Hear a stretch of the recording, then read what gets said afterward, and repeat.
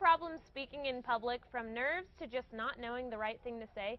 Well, you are not alone. Fear of public speaking is known as glossophobia, and 74% of people suffer from speech anxiety. And joining us now is Sean Smith, reigning champion of North America's Next Greatest Speaker competition, to help us with public speaking. Thank you for joining us. Yes, of course. Okay, so what I've heard is public speaking is the #1 biggest fear, right? Yes. Above death, right? Yeah, so they say that most people would rather be doing the eulogy, or would rather be in the casket than doing the eulogy at a funeral, right? That's crazy. Okay, so there are 3 mistakes that people make.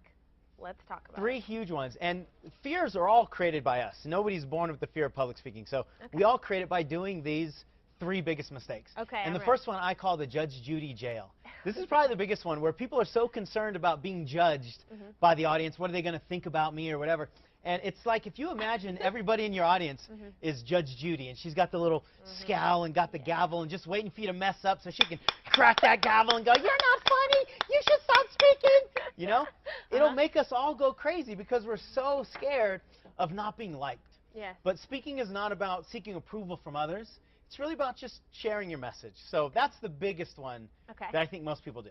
All right, what's #2? The second one I call the Dumb and Dumber disaster. Okay. And that's when you don't have a whole lot of certainty about what it is that you're speaking about, but you try to be all intellectual and impress people with the big 25-cent words, and you get all cerebral, but secretly, Brittany, you're scared that somebody's going to ask you a question you can't answer. And so you're going to feel dumb because you're afraid of looking dumb. And when they know that you feel dumb, then it just creates this cycle, and it goes south from there all the time. Don't want that. All right? Don't want that. #3. The third one I call the Weekend at Bernie's blunder. If you remember the Weekend at Bernie's, right? The guys carry the dead guy around pretending he's alive. A lot of speakers show up with no animation in their body. They're just so stiff and robotic, right? It's like a dead person with sounds coming out of their face. And #1, it's creepy. But #2, #2, it's not engaging. Nobody wants to just watch something that's not moving. So you got to be animated. When I competed for this North America's Next Greatest Speaker contest, I told this story about if you're really committed to going for your goals, you got to be willing to go up any mountain. And when you run up a mountain, you're going to break your ankles. But when you break your ankles, you can't quit. You got to be willing to army crawl. So I got down on the floor and I was army crawling. And when you army crawl long enough, how can you not win with an army crawl? Exactly.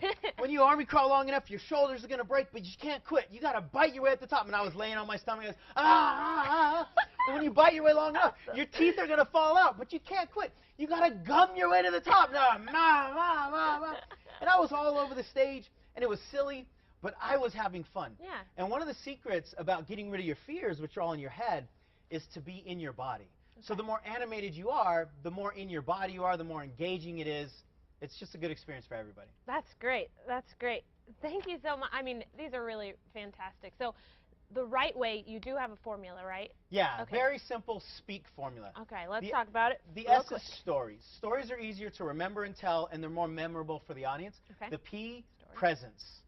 Be present, energetically connected with your crowd. E is energy, like I just talked about. You don't have to be over the top like you're in a speaking competition, but be animated. A is my favorite, authenticity. Don't try to be like anybody else, just be yourself. And then K, knowledge. Know what you're talking about. Have some certainty. That's really going to engage the crowd. Great. Thank you so much, Sean. Really, really, really helpful. Now, if you want a recap of this, if you want to become the next public speaker like Sean here, just go to KASA.com and click on the Style tab.